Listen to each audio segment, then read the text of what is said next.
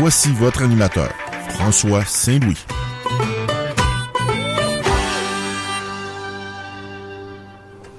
Eh bien, bonsoir, mesdames et messieurs. Bienvenue à votre journal du soir en ce mercredi 7 décembre 2016. L'année, écoutez, l'actualité politique est à son comble. J'ai visionné tantôt Soral et Conversano. Daniel Conversano, je connaissais pas. Sur la télévision de Dieudonné. Et c'est Richard et Jean-Claude qui nous parlaient de ça. Eh ben oui, la bagarre a pogné en plein spectacle, en pleine émission de télé. Pas à peu près. Je vous dis, si j'ai visionné ça tantôt, je l'ai envoyé sur mon fil Facebook si je ne m'abuse. Attendez que je vérifie si ça a bien passé. Et attendez, je vais vérifier sur un autre canal. Et ouais, c'est ça, oui, c'est ça. Je l'ai fait aller sur mon autre côté, sur ma page Facebook. Et donc ce soir, le menu, Steve Fortin va être avec nous dans quelques minutes. Et puis tout de suite vers 22h, tel que promis, je vais vous faire entendre l'intégrale de la conférence de presse de Bernard Gauthier hier. Je pense que c'était à Québec, si je ne m'abuse. Mais peu importe que ce soit à Québec ou ailleurs, on va vous faire entendre ça intégrale. Ce dès 10h. Maintenant, pour ce qui est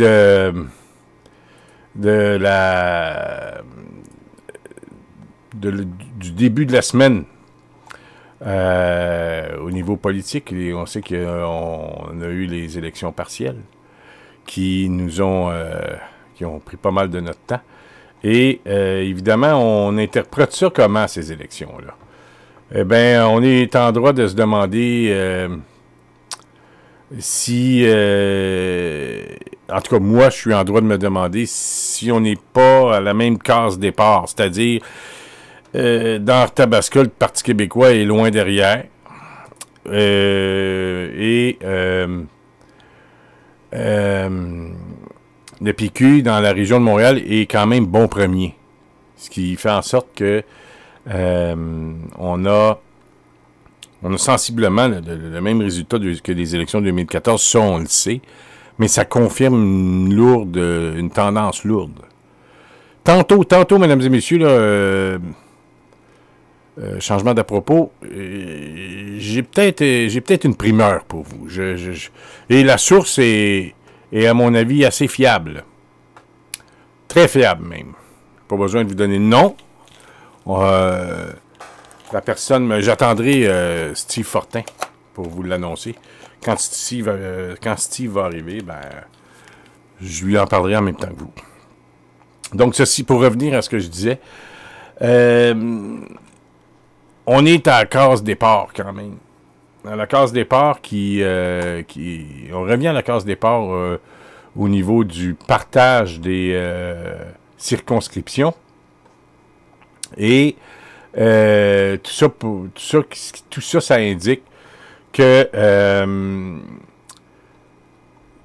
les 2 prochaines années, jusqu'à l'élection de 2018, on s'aperçoit qu'il y a une baisse dans le vote francophone pour les libéraux.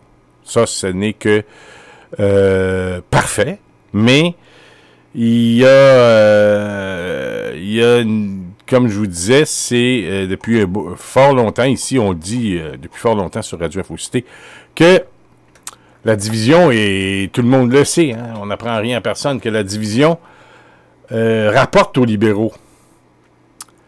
Et comment faire pour briser cette division? Parce qu'à un moment donné, il va falloir y arriver là, à cette fameuse division, briser cette division. Bon, là, il y a Steve Fortin nous parle depuis fort longtemps de la création d'un nouveau parti qui est le NPD Québec.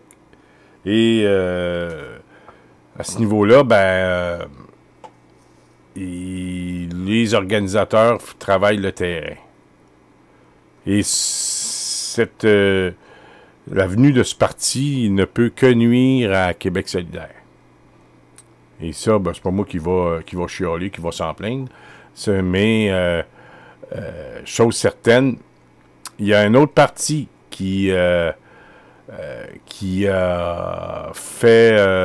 pas fait grand bruit, mais que dans certains comtés, dans l'Est du Québec, le Parti conservateur du Québec, ben, à ce niveau-là, peut nuire à la CAQ. Ce que Québec solidaire peut nuire au PQ, ben, vice-versa pour la CAQ. Et eux, leur parti demi-frère serait Parti conservateur du Québec. Donc, et là, il y a l'avenue de Bernard Gauthier. Et je peux vous dire que ça peut ratisser pas mal plus large qu'on pense. Et quand on voit ça, on regarde ça, eh bien, on se dit que le parti des 100 partis, qui va avoir un nom sous peu, de Bernard Gauthier, ben, ça peut faire des petits. Et comme je vous disais hier, j'ai rencontré, et dans ma propre famille, il y a des gens qui, ayant vu Bernard Gauthier dans sa conférence de presse hier, ben, ils m'ont dit que mon vote allait pour lui. Et moi, je trouve que c'est rafraîchissant. Et pourquoi vous allez me dire ça? Pourquoi vous allez me dire pourquoi tu trouves ça rafraîchissant? Un autre parti qui s'ajoute. S'il y en a un parmi nous qui a décrié la présence de Québec solidaire, c'est parce que ça jouait dans notre un peu, je dirais, dans le vote populaire que le PQ pouvait aller chercher. Mais évidemment, il y a beaucoup de fédéralistes dans Québec solidaire. Et c'est une création quasiment du Parti libéral du Québec. La CAQ, maintenant. De où part la CAQ? Eh bien, ça part de la défunte ADQ, Action démocratique du Québec, qui a été fondée par Jean Allaire et Mario Dumont, qui tous les deux étaient du Parti libéral du Québec. Tout ça dans la foulée de l'échec de l'accord du Lac-Meech en 1990. Et il y avait beaucoup de gens qui disaient « Ah, bravo, bravo, les gens sortent du Parti libéral. » Mais ça a eu des répercussions. Et la CAQ a changé de nom. L'ADQ a changé de nom pour la CAQ. Mais c'est le même monde. Les députés qui sont encore qui étaient élus sous la bannière de l'ADQ, aujourd'hui, qui sont les mêmes, ben, sont rendus à la CAQ. Ils sont les mêmes rendus à la CAQ. Ce qui fait que ne vous surprenez pas que c'est à peu près la même chose. Les mêmes idées, même vision, même idéologie. Et ils sont allés chercher une vingtaine de députés, 22 plus précisément, à la dernière élection en 2014. PQ 30, ce qui fait un total de 52. Si vous incluez Québec solidaire, ça fait 55. Et les libéraux en ont 70, 125 total, 125 députés. Donc, l'opposition, qui a 55 députés, est divisée en 3 partis. Et je pense que, avec le résultat des élections de lundi dernier, plus précisément dans Verdun, eh bien, il y en a qui vont me dire, oui, les libéraux ont baissé de beaucoup. C'est vrai. Mais il reste que c'est une élection partielle. Bon, souvent, il y a des gens qui me disent que les libéraux ne peuvent pas aller voter. Et mon frère jumeau, Jean, entre autres, me dit ça assez régulièrement. Et vous savez ce que je lui réponds? Ben, je lui réponds ceci. T'auras bien beau me dire jusqu'en 2018 que les libéraux n'iront pas voter. La seule façon de savoir si ce que tu me dis est vrai, ça va être en 2018 qu'on va le savoir. On ne saura pas avant. Fait que tu auras bien beau me répéter ça jusqu'en 2018 que les libéraux n'iront pas voter, francophones, là, ou autres, peu importe. Eh bien, on le saura seulement en 2018, ça. Et jusqu'à maintenant, les libéraux se gardent bien de ne pas faire de guerre linguistique. Ce qui a divisé, à un moment donné, les libéraux. Quand ils ont appuyé le fait français là, dans l'affichage. Là. On se souvient que le Parti Égalité a été fondé à l'époque. Richard Holden. Il y en avait d'autres, j'oublie leur nom. Et donc, on ne voit pas un conflit linguistique poindre à l'horizon. On ne dit pas que le français est en santé au Québec, là, c'est pas ça que je dis. Mais dans la boule de cristal de tout le monde, là, je pense pas qu'il y ait de conflit linguistique qui pointe. Et par contre, il y a le dossier ou le débat sur le côté identitaire, lui, il est présent. Et on l'a bien senti... dans la conférence de presse de Bernard Gauthier quand il dit que pourquoi amener plus d'immigrants quand il connaît des gens ou qu'il y a des cousins, des cousines ou des gens qu'il connaît ou que nous, moi j'en rencontre assez régulièrement, des gens à Montréal qui couchent en dessous des ponts, dehors, en plein hiver. Et d'amener des dizaines, voire des centaines de milliers d'immigrants. C'est assez facile de faire le compte. 50 000 par année dans un mandat libéral, ça fait 200 000 personnes, ça. 200 000. Et Bernard Gauthier a tout à fait raison. Avant de commencer à amener d'autres mondes ici au Québec, commencerait peut-être temps qu'on puisse s'occuper de notre monde. Avant de, tu sais, vous savez, il me semble que c'est la logique même. Et puis, une fois que ton peuple est en santé puis que tout le monde a de l'ouvrage, ben, puis qu'il manque d'ouvrage, ben là, il est peut-être temps de faire appel à la main-d'œuvre ailleurs qu'au Québec, s'il y en manque. Enfin.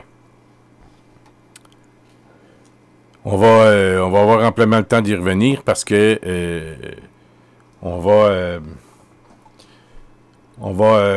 demain, Véronique Bohémie va être avec nous et on va y en parler aussi.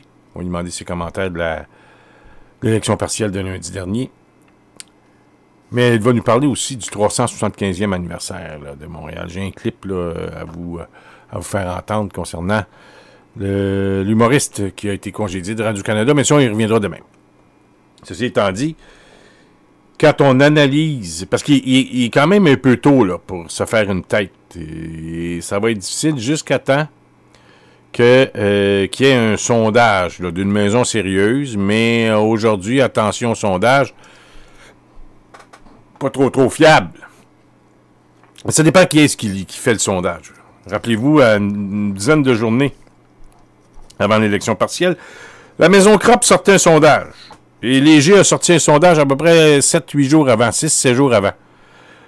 Sondage Léger donnait 30% au PQ. Je n'ai pas les chiffres exactement dans le visage devant mon ordi, mais je les ai à peu près en tête. 31% pour les libéraux, 30% pour le PQ, 24% pour la CAQ. Il y a à peu près, je dirais, 20, il y a 3 semaines. 6 jours plus tard, ça c'est Léger qui sort ça, là. 6 jours plus tard, un crop. Crop la presse. Ah, toujours les mêmes, hein. Crop la presse. Eh bien là, la donne change. Et ils revirent les chiffres bout pour bout, eux autres. C'est-à-dire 24% PQ, 30% pour la CAQ, puis 30%, 31% pour les libéraux. Donc, et là, ils titrent ça. Ils titrent ça comme ça, le crop. Les souverainistes quittent le Parti québécois. Ah ouais. Et on assiste aux élections partielles lundi soir. Le PQ a fait 32-33%. La CAQ, si tu fais le total des 4 comtés, je n'ai pas les chiffres devant moi, mais c'est à peu près le sondage Léger. Donc, je reviens à Bernard Gauthier. Et si Bernard Gauthier il est dans le prochain sondage léger, et qu'il y a quand même une publicité qui se fasse là, au niveau du parti de Bernard Gauthier, qui continue dans les médias, et je pense qu'il y a eu une bonne couverture de presse jusqu'à maintenant, pas à se plaindre. Et justement, actuellement, je vais aller voir le dernier chiffre pour vous, parce que dans les rangs du parti de Bernard Gauthier, on demandait d'ici vendredi d'avoir 5000 appuis. Et dernier chiffre que je vois, j'ai vu, puis ça, les 5000 appuis, on voulait avoir ça d'ici dimanche. Vendredi, pardonnez-moi, excusez-moi. On demandait 5000 noms d'ici vendredi.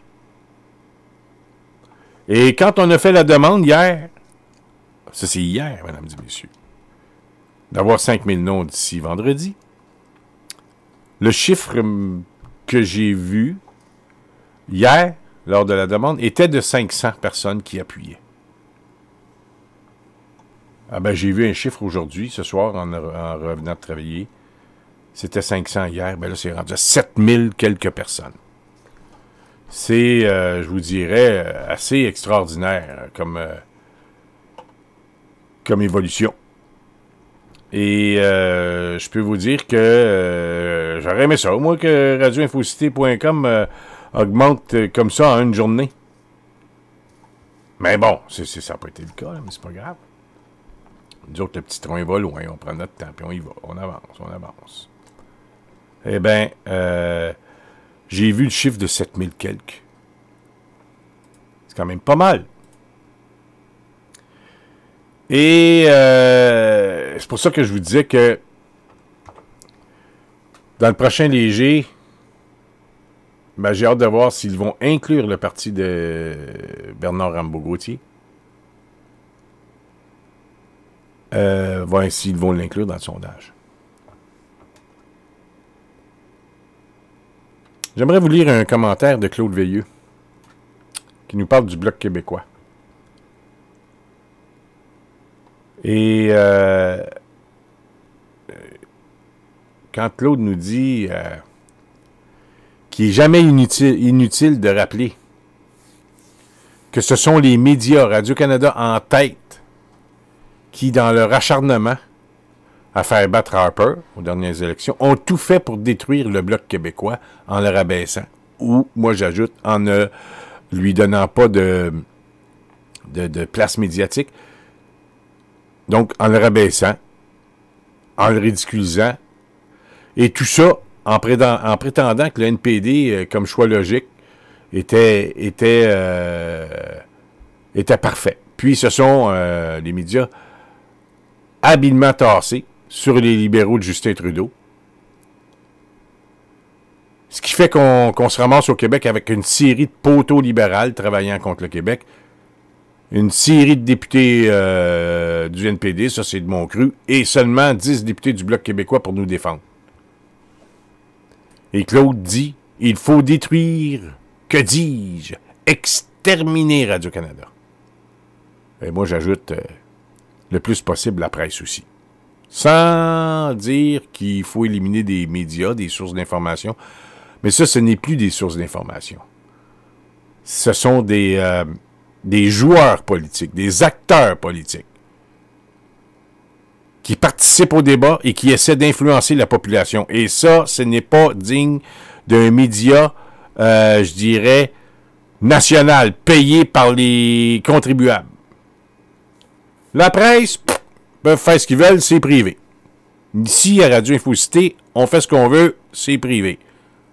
On donne notre opinion, puis notre opinion, ben, est dirigée dans un sens, on est pour l'indépendance du Québec. Ça finit là. C'est pas plus compliqué que ça. Mais, par contre, tant et aussi longtemps que l'indépendance du Québec, Gilles Grondin me dit poteau libéral ou cône orange. Même famille. Pas pire celle-là. Poteau libéral ou cône orange. Eh bien, Claude Veilleux nous dit que les médias, comme Radio-Canada en tête, qui se sont acharnés à battre le gouvernement Harper. Pourquoi? Parce qu'il probablement répondait pas assez de questions des journalistes quand il... Bon, on peut bien chialer contre Harper, contre sa coupe de cheveux, là, mais tu sais, y a-tu été si dégueulasse que ça comme gouvernement? Moi, j'étais souverainiste, là, tu sais, je suis souverainiste, qui fait que c'est pas moi qui va aller défendre. Mais Radio-Canada, la presse, évidemment, la presse, c'est des marais, puis la gang à chrétiens, c'est normal que c'est libéral fédéral, là, puis même libéral québécois, là, ça, on le sait, mais excepté que il reste une chose, c'est que Radio-Canada, effectivement, payé par les contribuables, essaie d'influencer le vote. Écoutez, hier, j'ai entendu à la radio de Radio-Canada, bon, les élections en Europe en fin de semaine, il y a eu en Autriche, puis il y a eu en Italie.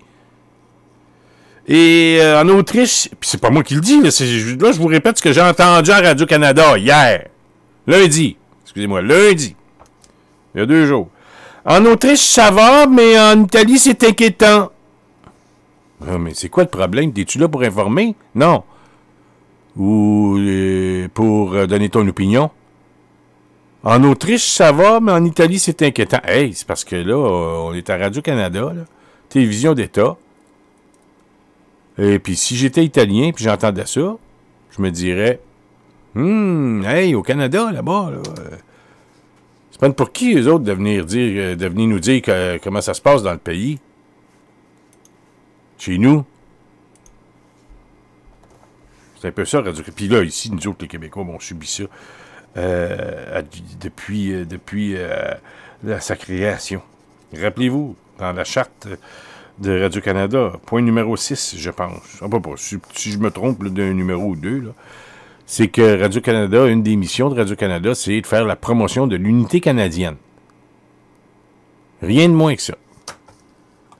Et attendez-vous pas à ce que Radio-Canada fasse de la pub aux gens qui vont déloger les libéraux, là, qui, eux, veulent maintenir un Canada fort, etc., etc., etc. Radio-Canada sont impliqués carrément en politique et ils ont leur penchant. Puis vous n'avez qu'à regarder au niveau de la direction de l'information de Radio-Canada. Le mari à Hélène David, je me souviens plus son nom, c'est pas Pelletier, là. Fils de Gérard Pelletier. Rappelez-moi son nom, là. Quelqu'un, là, mais son fils. C'est le fils à Gérard Pelletier, chum à Pierre-Éliott Trudeau. Directeur d'information, mari d'Hélène David, sœur de Françoise. Après ça, vous allez me dire que l'information est juste à Radio-Canada. Bon, enfin. Je pense que Steve Fortin, on va remettre ça la semaine prochaine, mercredi prochain, parce qu'on va vous faire entendre la conférence de Bernard Gauthier dans quelques minutes. Mais avant, j'ai quand même la nouvelle que je vous ai parlé tantôt. Concernant le Bloc québécois, ma source est très, très fiable, mesdames et messieurs. Et demain, on va annoncer qu'au niveau de la course à la chefferie du Bloc québécois,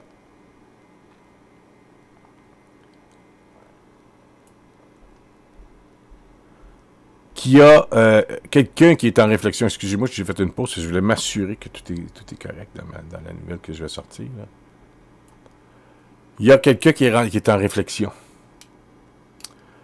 Et certains d'entre vous allaient être contents. Mais Martine Ouellette est en réflexion, mesdames et messieurs, pour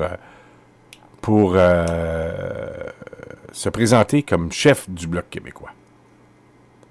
Et elle va annoncer demain sa réflexion pour voir si oui ou non elle va briguer la chefferie du Bloc. Jusqu'à maintenant, on voyait au niveau de la course à la chefferie du Bloc québécois, il n'y avait pas beaucoup de joueurs qui mettaient leur nom sur la liste. Eh bien, il y a des gens qui l'ont sollicité. Et elle aurait dit, je parle au conditionnel, elle aurait dit oui, mais elle veut se donner du temps pour explorer, et puis je pense que c'est de bonne guerre. Là. Elle vient de quitter la course à la chefferie, elle vient de perdre la course à la chefferie du Parti québécois. Mais je pense que, écoutez, c'est quand même une personne sérieuse, Martine Ouellette. Là. On ne peut pas dire que c'est la dernière des venues. Là. Et pour la prochaine campagne électorale québécoise, au niveau fédéral, ben, je pense que ça peut avoir peut-être un impact. Et on va voir. Donc, demain, c'est ici que vous allez avoir appris ça. Et ça va être annoncé demain. En fait, ça commence comme ça. Demain, il y a une bombe qui sort. Martine Ouellette va annoncer sa réflexion pour la chefferie du Bloc québécois. Telle et telle personne, je ne nomme pas parce que je n'ai pas la permission de vous les nommer jusqu'à maintenant, ont sollicité Martine Ouellette. Elle aurait dit oui, mais elle va se donner du temps pour explorer tout ça. C'est le petit communiqué de presse que je viens d'avoir. Non pas de communiqué de presse, mais information qu'on vient de me donner. Et ça va être fort intéressant. Ça va occuper la journée demain. La journée médiatique demain, là, je pense que ça va être ça. Et vous aurez appris ça ici même sur radio-infocité.com. En passant, j'ai entendu des choses bizarres aujourd'hui. Que 98.5, c'est l'émission, la station de radio la plus écoutée au Canada. Quelque chose qui me titille là-dedans. Là. Je sais pas, là, mais... j'aimerais ça en reparler avec Jean-Marc plus tard cette semaine. Parce que je sais que Jean-Marc Drolet aime ça, les codes d'écoute à la radio. Puis je peux vous dire que nos chiffres sont bons, nous autres. Nous autres, on augmente tout le temps. Mais ils nous disent que 98.5, c'est la station la plus écoutée au Canada. Montréal est une ville d'environ à l'extérieur de l'île, là, et je ne sais pas jusqu'où l'antenne va au niveau de 98.5, mais mettons, ça va, je pense que jusqu'à Joliette. C'est assez, ça ratisse large. Mais Toronto est une ville beaucoup plus grosse. Je voudrais savoir si la station parlait ou les stations, est-ce qu'ils ont beaucoup de stations radio? Denis pourrait peut-être nous aider là-dedans, Denis Laberge. Quels sont les codes d'écoute des radios parlées à Toronto? Parce que je connais pas les stations de radio, mais vous savez, une ville de 7-8 millions d'habitants, je pense que Toronto est la 3e ou 4e plus grande ville en Amérique du Nord. Là. C'est plus une petite ville, Toronto. Évidemment, on a mis de paquets... sur... au niveau des dernières années, à cause du fédéral qui a investi en Ontario, etc. Vous savez, quand il y a eu le crash économique, ça n'a pas investi bien au Québec. Donc, il ne faut pas être surpris de ça. Donc, on va passer dans quelques minutes à la conférence de presse de Bernard Gauthier, conférence de presse intégrale qui a été tenue hier 6 décembre. Et je vais vous revenir pour le mot de la fin. C'est environ 47 minutes, une cinquantaine de minutes. Et je vais revenir pour le mot de la fin. Mais on vous l'a annoncé hier qu'on le passerait parce que je pense que c'est important d'entendre Bernard Gauthier. Et sans connaître toute je dirais, la plateforme et le programme, mais à ce stade-ci, il faut lui laisser du temps pour s'en bâtir une plateforme, s'en bâtir un programme. Mais je peux vous dire, dans les grandes lignes, on a vu ce que... la forme, un peu. La forme de l'individu, Bernard Gauthier. Et je peux vous dire une chose. Si Bernard Gauthier garde son style, ça va aller loin. Mais s'il se laisse je vous dirais, s'il se laisse dicter la façon dont il a à se présenter dans les médias, il va perdre de sa saveur. Parce que j'ai entendu hier du Trisac lui dire « Monsieur Gauthier, vous devriez arrêter de sacrer et de dire sacramouille. » Allons dire à Bernard Gauthier de dire sacramouille. Voyons donc. Qu'il reste vrai, qu'il reste Bernard Gauthier, puis c'est de même que les gens vont l'aimer, qu'ils le connaissent. Mais les autres, s'ils changent trop, le monde ne le reconnaîtront plus, fait qu'ils vont dire « Ah, il va changer. » Non, faut qu'il reste tel quel, comme il est. Vrai. Je dirais, dans toute sa... je dirais, dans toute son intégrité et dans toute sa vraie personne. Ça donne rien de changer de personnalité. Et sa personnalité, les gens l'apprécient comme ça. Et puis s'il y a une coupe de blasphème là-dedans, s'il y a une coupe de sac là-dedans, c'est pas grave. Et on s'attend pas à ce que Bernard Gauthier nous perde. Il parle un petit peu. Non. Bernard, reste comme tu es, puis les gens t'aiment comme ça. Et puis si ça a grossir, le parti, il va grossir, mais il faut que tu restes intègre, puis il faut pas que tu changes. Donc, mesdames et messieurs, c'est parti. Dans quelques secondes, on vous fait entendre ça. Et je vais juste donner un petit peu le temps à Sylvain de s'installer. Sylvain Gay qui va écouter ça via son portable, via son téléphone portable. Donc, on parle là-dessus. Conférence de presse de Bernard Gauthier hier. Et on vous fait entendre l'intégralité. Et on vous revient tout de suite après pour le mot de la fin.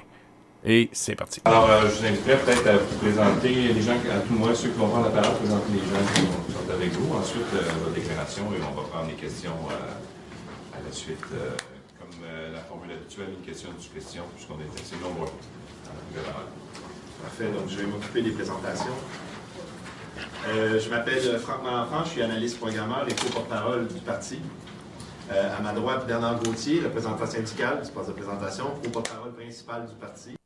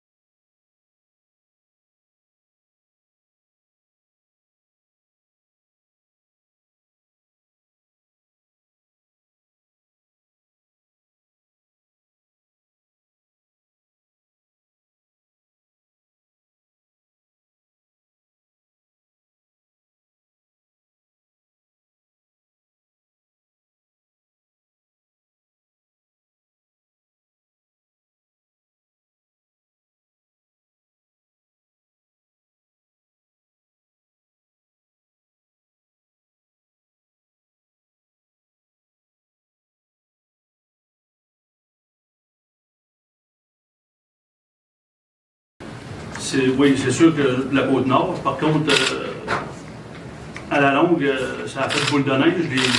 Grâce aux médias sociaux, on s'est aperçu que le problème de la Côte-Nord, quand tu suis les médias sociaux, tu t'aperçois qu'il y a beaucoup de gens qui sont vraiment écœurés de ce qui se passe au niveau politique au Québec. L'establishment, l'élite financière, on dirait que tout est réservé pour eux. La classe ouvrière, la classe moyenne, monsieur, madame, tout le monde qui travaille à journée longue pour essayer de contribuer à l'essor économique du Québec, commence à être étouffée un peu. Là. Puis, pas d'écoute de la part des politiciens. Puis là, c'est rendu que ce soit un parti ou l'autre, ça ne change pas grand-chose. On l'a vu hier avec les partiels. Le monde ne sait plus vers où se diriger. Moi, j'ai embarqué dans ce parti-là parce que j'aime beaucoup la plateforme. J'aime beaucoup... ça ressemble un peu à ce qui se passe dans les pays scandinaves. C'est très intéressant. Là-bas, ils ont trouvé le moyen de le gérer intelligemment. C'est pas réservé juste à l'élite, c'est pas réservé juste à l'establishment. C'est la population au grand complet qui en bénéficie. Puis je crois sincèrement que c'est faisable au Québec. C'est faisable. Moi, ce que j'ai fait, écoutez, on va s'entendre sur une chose en partant. Je suis un apprenti politicien. Fait que je vais demander à tout le monde d'être indulgent avec moi un petit peu. On va faire mes classes. Pour ça, j'ai une bonne équipe qui m'entoure. J'ai eu l'occasion de les rencontrer quelques reprises. C'est très bien ordonné, c'est très bien avancé. On va offrir aux Québécois, on va offrir au peuple québécois là, de se faire entendre. On parle de démocratie, c'est pas ce qu'on vit présentement. Nous autres, on va l'offrir. Le peuple gère le peuple, c'est ça qui est intéressant. Aujourd'hui, je vous l'ai dit tantôt, c'est pas ça qui se fait. Puis ça commence à peser lourd dans la balance, ça commence à peser lourd sur les familles au Québec. Puis il faut mettre un terme à ça. Puis là, les gens vont avoir l'occasion. Ceux qui gueulent dans le salon, qui gueulent dans le sous-sol, puis qui gueulent au camp, ben, ça va être le temps quand le vote va arriver, ça va être le temps de prendre ça en main. C'est une opportunité que les Québécois ont là, de changer la donne, puis de faire un virage à 180 degrés au système politique québécois. Je pense que c'est nécessaire. On est en chute libre, ça va pas bien. 3 ans de malheur pour 1 an de bonheur, c'est ça les élections. Pendant 3 ans, c'est l'austérité, puis pendant 1 an, les millions vont sortir. Fait que je pense que les gens sont écœurés de se faire boucheter et de se faire bourrer. Il va falloir que ça change, puis je pense qu'on donne l'opportunité aux Québécois de le faire avec ça. Parfait. Ce qu'on offre à partir par les gens qui vont se présenter dans les circonscriptions, ce qu'on offre, c'est une opportunité justement de ne pas voter pour un maître, mais de voter pour quelqu'un qui va être leur serviteur à l'Assemblée nationale, quelqu'un qui va voter pour leur côté. En ça, la division du vote, c'est un argument qui est invalide, parce que dès la première circonscription qui élit un mandataire, son vote à l'Assemblée nationale est assuré, puis ils vont être consultés, puis ça va voter de ce côté-là. Ce que ça veut dire, c'est que si on a plusieurs élus, ils ne sont pas obligés, même, ils sont obligés en fait de voter du côté de leur circonscription et pas du même côté nécessairement. Avant d'aller à la période de questions, je rajouterai un petit point, parce que l'amalgame est souvent facile à faire entre s'attaquer à l'establishment, le populisme, Donald Trump, etc., qui mène cette réflexion-là, ce raccourci-là qui mène jusqu'à l'extrême droite. On n'est pas là pour diviser les gens, on n'est pas là pour imposer des idées au monde. Notre ligne de pensée, c'est la démocratie directe. Donc, on n'est pas là pour diviser les gens et pour pointer du doigt des Québécois qui seraient à la source de tous les problèmes. On est là pour permettre, justement, qu'on puisse participer aux décisions collectives. Et donc, il n'y a aucun autoritarisme là-dedans, même bien moins que les partis politiques qui sont là actuellement. Tu sais, quand on entend t'entends qu'un premier ministre ou un chef de parti exerce le bâillon, c'est quoi ça? Le bâillon? C'est pas dictateur, là. Je ne sais pas qu'est-ce que c'est. Des lois matraques, on n'a pas grand-chose à dire. Le Québécois se fait étouffer un petit peu, tranquillement, pas vite, subtilement. Il faut absolument là, sortir de là pour nos enfants, nos petits-enfants. Ça va pas bien. Entendons-nous, puis je suis pas le seul à le penser. Il y a beaucoup de gens là, qui n'ont pas de voix, qui n'ont pas d'écoute, qui sont dans une petite maison, là, qui ne gagnent pas grand-chose, là, qui sont écœurés de ça, puis je les comprends. Ça commence à faire dur au Québec, puis il faut mettre un terme à ça, il ne faut pas attendre non plus. Moi, c'est un peu une opportunité qu'on a. On va la prendre. Puis j'ai confiance en ça, comme j'ai dit tantôt, puis Faut vraiment, là, tantôt, il faisait référence à Donald Trump. Oublions ça. Là, moi, je ne suis pas Donald Trump. Là. Je ne suis pas millionnaire, là, puis je n'ai pas une richesse. Là, puis, je suis loin de ressembler à l'individu. Quand je faisais allusion à ça, je parlais surtout de ce qui se passait aux États-Unis. C'est une leçon, puis c'est un avertissement. Je pense que puis on va le dire, grâce aux médias sociaux, il n'y a pas de. Quand on discute de personne à personne, il n'y a pas personne qui s'interpose pour changer ce que tu as dit, puis ce que tu vas dire, puis ce qui va être présenté. Puis ça, c'est un avantage. Les médias sociaux sont en train de changer la façon de faire au niveau politique à la grandeur de la planète. Puis c'est une bonne chose, l'opportunité est là, puis je pense qu'on va la saisir. Puis on va en faire avec dévouement. Là, il reste encore, quoi, 1 an et demi, 2 ans avant les élections. On a le temps en masse, on va s'asseoir, on va regarder tout ça, parce qu'il y a beaucoup de choses à toucher. Si tu veux faire un virage à 180 degrés au système politique, ça engendre beaucoup de travail. Parfait. Donc, s'il n'y a rien à ajouter, on pourrait passer à la période de questions.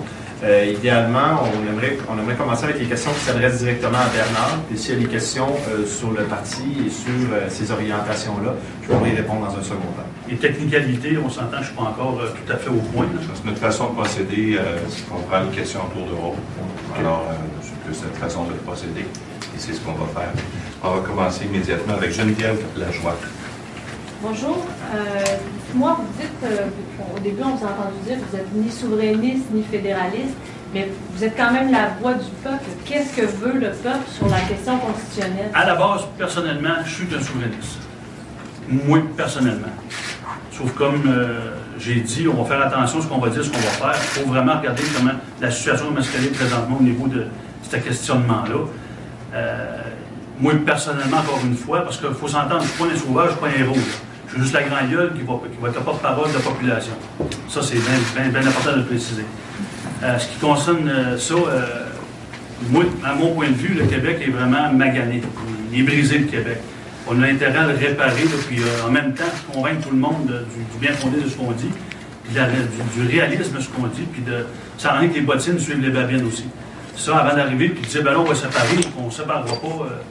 J'aime autant regarder tout ça, on va regarder ça ensemble, puis comme on a dit tout à l'heure, je pense que, encore une fois, si on veut que les bottines suivent les babines, il faudrait consulter la population à ce niveau-là. Donc, qu'est-ce que ça veut dire? Est-ce que si vous voulez réparer ce Québec magané, ça prend-tu la souveraineté? Faut-tu rester dans le Canada? On va regarder ça, je pense. On va regarder ça avant. Là, moi, comme je t'ai dit, j'étais un apprenti politicien. Là. Les gens on va regarder ça. On en a discuté hier. C'est un sujet qui est tellement délicat et important au Québec. C'est l'avenir. On parle de l'avenir de notre province. Peut-être notre futur pays, je ne sais pas. Mais ça concerne l'avenir de cette belle province-là. Sur les signes religieux, c'est un débat qu'il y a actuellement à l'Assemblée nationale. Quelle est votre position sur le port des signes religieux? Sur la laïcité de l'État, on s'entend que l'État doit être protégé de tout ce qui est irrationnel. Et ça inclut les croyances religieuses. Et bien sûr, dans le service public, donc à ce moment-là, on doit travailler de manière rationnelle et sur la base des faits. Et à ce niveau-là, actuellement, on travaille sur une annonce, à ce niveau-là, qu'on ne fera pas en même temps aujourd'hui. Sur cette position-là, parce que c'est une position très importante de clarifier avant la prochaine élection. Ce qui est important, autant sur ce point-là que sur le point de l'indépendance que vous avez abordé, c'est qu'on ne va pas proclamer ce que les Québécois veulent, on va leur demander. Ça, c'est vraiment cette différence-là. Moi, je ne dis pas, on est ici pour dire, les Québécois veulent l'indépendance ou les Québécois veulent exactement telle affaire par rapport à la laïcité de l'État. Ce que je veux, c'est qu'on puisse tenir un débat là-dessus qui se fasse dans la population et qui ne se fasse pas juste à l'Assemblée nationale, parce que l'Assemblée nationale, au final, doit représenter cette volonté-là qu'on désire aller chercher. Donc, de quelle façon vous allez consulter? Par exemple, on peut organiser des assemblées dans les circonscriptions. Moi, j'ai participé la semaine dernière, d'ailleurs, à deux assemblées du collectif Faut qu'on se parle. Puis ce qu'on voit, c'est que quand on élimine la partisanerie dans un débat et qu'on amène des dizaines, des centaines de personnes à discuter, il sort des idées puis il est capable de sortir des choses très créatives et très utiles au débat public. Et c'est possible dans les circonscriptions de développer ça, de mobiliser des gens pour qu'ils puissent participer directement à leur vie démocratique. Et la vision des sans-partis dans les circonscriptions, des soyons au pouvoir, excusez-moi, je m'habitue au nouveau nom, C'est ça, c'est d'aller consulter les gens, de créer des assemblées dans les circonscriptions où on va parler de ces choses-là, où on va en discuter ensemble et où les mandataires dans les différentes circonscriptions vont devoir prendre ce qui a été décidé là pour ou contre et aller le porter comme ça à l'Assemblée nationale. Donc, le but, c'est pas d'arriver et d'imposer une vision du Québec au reste des Québécois. Notre vision du Québec, c'en est une où la démocratie est réelle, où les citoyens peuvent prendre part au débat législatif. Gilbert la voix. Oui, bonjour. J'aimerais savoir, à part M. Gauthier et les autres, est-ce que vous avez déjà milité dans des partis politiques de façon active? Le parti est formé depuis 2012. Et donc, pour la plupart, nous sommes là depuis plusieurs années, là, au niveau des 100 partis. Il y a des anciens membres de d'autres partis. C'est sûr que j'en ai pas l'inventaire, mais des militants politiques, c'est sûr que... Et vous, par exemple? Pour moi, personnellement, avant les citoyens au pouvoir, j'étais un peu partisan parce que je considérais que les partis politiques, c'était simplement des jeux de couleurs à l'Assemblée nationale. Et je voulais pas être juste un siège à l'Assemblée nationale. Et donc, à ce moment-là, non. Une deuxième question, ça reste à M. Gauthier. Bonjour. Est-ce que, puisqu'on parle de démocratie, de respecter ce que les gens veulent, de respecter le nôtre, finalement, de faire entendre le mouvement ordinaire, est-ce que vous estimez que, j'imagine que vous demeurez représentant pour les constructions pour la Côte-Nord actuellement, est-ce que vous estimez que la démocratie qu'on a vue dans le mouvement syndicaux, notamment avec les la commission Charbonneau, Fonds de solidarité, est-ce que vous estimez que ça respecte ce que vous voulez défendre aujourd'hui? Ben, ce qui s'est passé à la commission Charbonneau, on peut-tu parler d'une commission qui a abouti? Donc, je parle de ce qu'on y a vu, par exemple, Fonds de solidarité, qu'on y a vu également à on a vu que le crime organisé a tenté de s'infiltrer. C'est à peu près la seule bonne chose que la commission Charbonneau a faite.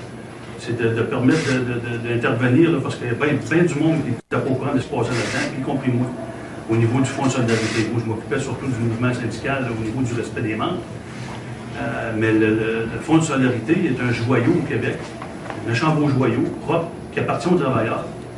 Puis, grâce à ça, il y a eu des interventions qui étaient faites pour forcer de la mettre à temps. Parce que c'était pas, ça s'enlignait pas rose, ça s'enlignait pas comme du monde. Puis, c'est un peu de ce côté-là, je peux vous dire ça, moi, que c'est une bonne chose que ça soit y arriver. Mais les élites que vous dénoncez aujourd'hui, les dirigeants syndicaux du Québec ne font pas partie de ces élites. Non. Non. Ça, c'est justement l'élite financière qui essaie de s'attaquer au mouvement syndical par la biais de ça. On ne viendra pas me faire à quoi avec la caisse de dépôt est bien gérée, moi. Les abris fiscaux, on peut en parler aussi, là. On a des représentants politiques qui ont des abris fiscaux. C'est quel message que ça lance à la population, ça? On va vous serrer vos ceintures, on va vous étouffer. L'imposition s'est rendue l'enfer, les familles sont plus capables de vivre, puis les représentants qui adoptent ces façons de faire-là ne sont même pas exemplaires. Ça fait que, quand tu me parles de démocratie, on va commencer par parler d'appareil politique. L'appareil politique s'attaque beaucoup au mouvement syndical, justement pour ça. Parce que le mouvement syndical nuit à cette élite politique. Cette élite politique-là, puis cet establishment-là. C'est une guerre qui se déroule, mais la population, le milieu ouvrier, le monde du travail, la classe moyenne, est touché par ça. Puis je pense qu'il est en train de se réveiller. C'était de la poudre aux yeux. Moi, tant qu'à moi, là, on vient à la commission Charbonneau, là, gars, je pourrais en parler de long en large, la commission Charbonneau, là, ça n'a même jamais abouti, là, une autre aberration. Donc j'espère que j'ai répondu à votre question. Alain Laforêt. M. Gauthier, en tout respect, on vous a créé un personnage. On vous appelle beau. Je dis même, fait gros bras, c'est les chantiers de la Nord. Pourquoi les Québécois décidaient de vous suivre un gros bras là, dans un parti politique? Bien, comme j'ai dit tantôt, la question est pertinente, elle est bonne, on va pouvoir ouvrir sur le sujet. L'image qui était projetée, ça serait bon, ça aurait été bon que les gens puissent aller au fond des choses. C'était l'image qui a été projetée, encore une fois, par des médias sensations. J'ai essayé autant comme autant de l'expliquer à la commission Charbonneau. Il y en a encore, d'après moi, il y en a qui n'écoutaient pas. La seule chose que j'ai faite, c'est de trouver coupable d'intimidation pour avoir dit un plein de marde, ça n'était un.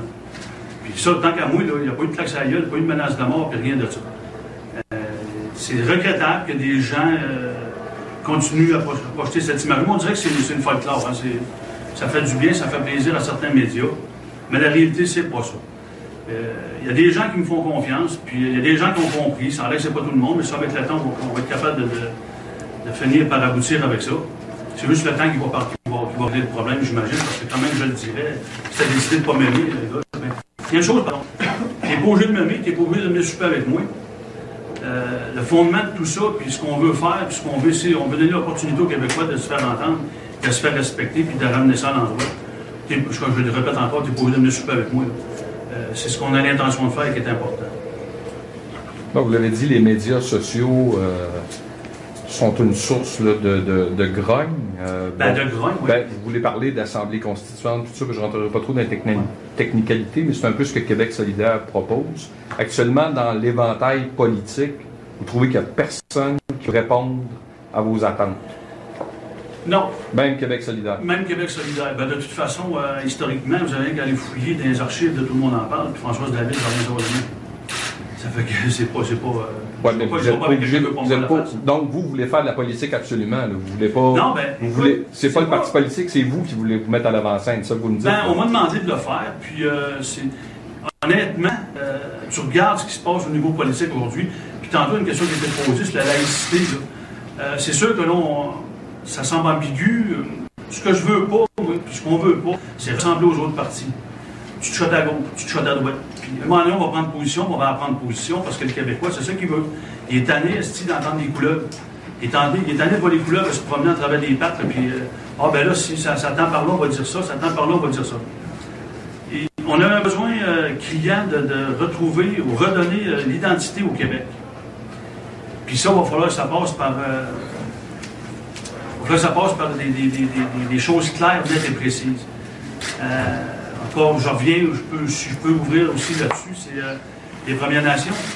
Les vraies racines du Québec. Nous autres, on est l'arbre du Québec. Les Blancs sont les arbres du Québec. Les vraies racines du Québec sont les Premières Nations. Puis les Premières Nations, moi, je le sais, j'en suis un, j'en fais partie.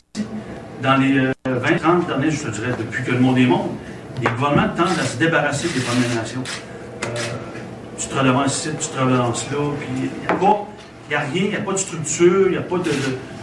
Je pense qu'il va falloir à un moment donné, ça aussi, mettre en avant-plan les Premières Nations, ça fait partie de ça, de l'identité du Québec.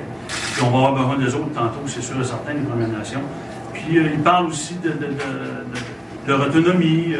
C'est des sujets qu'on va aborder là, durant la prochaine année. Là. Et juste une précision, là, c'est le Québec aux Québécois avec les Autochtones, c'est ça que vous avez parlé? C'est ça. Les Premières Nations qui font partie, qui sont dans la province. Mais on fait quoi avec les autres là, qui arrivent? Les Premières Nations sont déjà existantes. Non, mais je parle des autres. Là. Il y a 55 000 immigrants qui arrivent au Québec chaque année. Là. Si vous dites le Québec aux Québécois avec les Premières Nations, vous leur dites quoi aux autres? Non, c'est pas... Non, mais je parle à M. Gauthier. Les autres, là, on l'a dit tantôt, on veut pas... Là, on présentait le parti, on dit à peu près vers où on va s'enligner. J'ai dit tantôt, on ne veut pas se mettre le pied dans la gueule non plus. C'est important de s'asseoir ensemble et d'en discuter parce que chacun a ses idées. Il faut consulter. Les nouveaux arrivants, écoute... c'est sûr, il faut se rendre à l'évidence qu'à un moment donné, ça allait bien, là, c'est rendu, on est en train de l'échapper. Puis quand je parle d'identité québécoise, là, ça fait partie de ça. Il y a fut un temps, parce que moi, j'en ai des copains, j'en ai des amis qui sont de toutes les couleurs, de toutes les races, puis je m'entends très bien avec eux autres. Sauf que là, de la façon que ça se déroule présentement, là, on se permet de... C'est critique un peu, c'est dangereux. Je me permets de douter, moi, que la volonté d'avoir beaucoup plus de votes en leur sens, là, de certains partis politiques, là, c'est un peu vers ça que ça s'en va. Mais il y a un gros travail à faire là-dessus, énorme travail. Mais, encore là, j'ai toujours dit, moi, faut faire l'effort de réfléchir pour prendre soin de nos gens, avant de penser à prendre soin des gens qui arrivent de l'extérieur. Ça va pas bien au Québec, là. On en a des cousins, des cousines là, qui dorment en dessous des boîtes de carton, en dessous des bypass à Montréal. On a du monde qui crève de faim dans nos régions. Je sais pas, les couples d'aide sociale, les organismes sociaux se font couper. Ça marche pas, là. C'est tout croche, c'est tout déblatéré. Puis il faut remettre de l'ordre là-dedans. Nicolas Vigneault, de Radio-Canada. Pour représenter les citoyens, évidemment, à l'Assemblée nationale, il faut d'abord être élu. Qu'est-ce qui fait que vous vous tournez vers les citoyens au pouvoir plutôt que, par exemple, le Parti québécois, vous dites que vous êtes souverainiste? Québec solidaire, mon collègue l'a mentionné, ce sont des programmes, somme toute, qui rejoignent les propos que vous venez de mentionner? Oui, mais non. Il n'y a pas personne qui parle de ressembler aux pays scandinaves. Là. Puis, j'en vois pas bien parler de casser l'establishment, moi, puis l'élite politique. Si je casse ma carte de guichet automatique, ça me coûte 5$ d'en avoir un autre. Je donne pas assez d'intérêt par année, moi, là. Ça n'a pas de bon sens. Ça n'a pas de bon sens. On est étouffé. Le Québécois moyen est étouffé. Puis les autres ne font pas leur part. Les milliardaires là, qui ont des abris fiscaux, là, puis même des gens politiques, les gens qui gèrent notre province ont des abris fiscaux. C'est un fiasco aussi, c'est un désastre, c'est une honte. Il faut, à un moment donné, mettre un terme à ça. Peut-être que les milliards qui se perdent des abris fiscaux, là, s'ils seraient redistribués dans la communauté, peut-être qu'on ne serait pas tant dans la marque que ça. Peut-être qu'il n'y aura pas besoin de couper dans les services sociaux, qui restent dans l'aide sociale. C'est nous autres, on est étouffés, il va falloir qu'on se réveille à un moment donné. Là. Puis tu veux parler, tu veux le dire haut et fort que ça ne marche pas, personne ne t'écoute. Tu te fais dire par ton député chez vous, asti, donne-nous tout de même nous sortir de la merde, je ne suis pas de la bonne couleur. Quelle sorte d'asti de politique que c'est rendu, ça? Il faut que ça change. On va s'organiser que ça change. On va vous donner l'opportunité que ça change, en tout cas. Moi, ça m'écoeure. J'ai un garçon, il va sûrement avoir des enfants, vous êtes tous pareils. Puis si on ne se réveille pas, là, on peut se laisser endormir par ça, là, ben, tantôt, ça va être trop tard. Il n'y aura plus grand-chose à faire. Ça va peut-être bien se terminer par une guerre civile, si on ne le sait pas paranoïaque. Mais je veux l'éviter, ça, moi.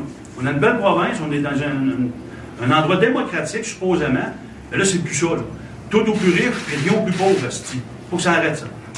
Le parti, est-ce que c'est une façon de vous faire connaître devant M. Gauthier comme figure de vous? Comment ça s'est déroulé, d'ailleurs? C'était pour faire connaître? Ça fait quelques mois qu'on a contacté M.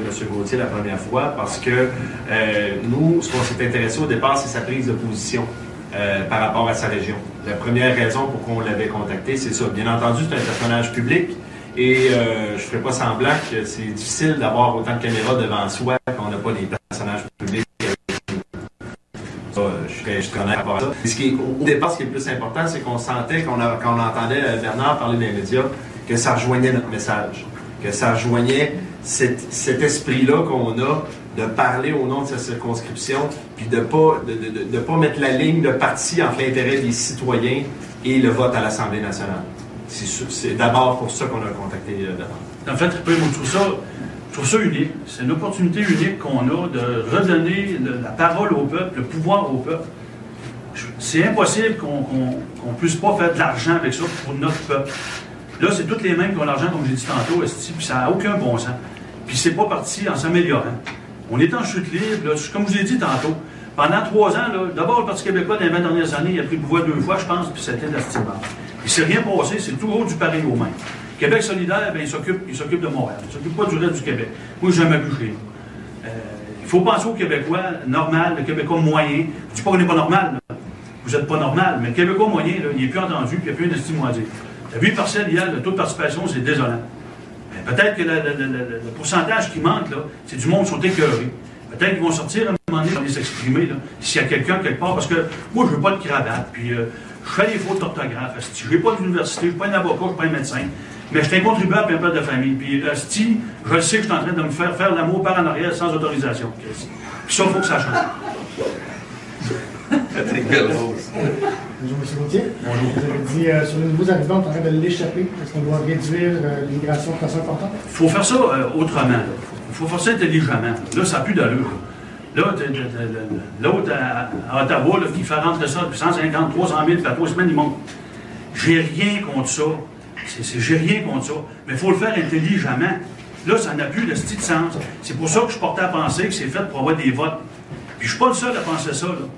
C'est là pour avoir des votes. Ils veulent garder le pouvoir. L'establishment, puis l'élite financière veut garder le pouvoir. Autant provincial qu'au fédéral, esti. Et ça, il faut lui faire une jambette, eux autres, pour les arrêter. Parce que tantôt, on n'aura plus de moyens de défense. On parlait tantôt du milieu syndical, là. On s'est entendu tantôt juridique des leaders syndicaux. Hey, petite en esti, là, ça ne marche pas, là. Puis, n'oubliez pas, là, oui, comme dans tous les domaines, le milieu syndical, comme dans tous les domaines, a été gangréné par certains individus. Mais moi, de ce que je sais, il y a beaucoup plus de médecins, de juges ou de policiers en prison que des leaders syndicaux. Un leader syndical, il est là pour protéger ses travailleurs. Puis oui, des pleins de marde, il y en a partout. Sur l'immigration, est-ce qu'on doit réduire les taux d'immigration au Québec?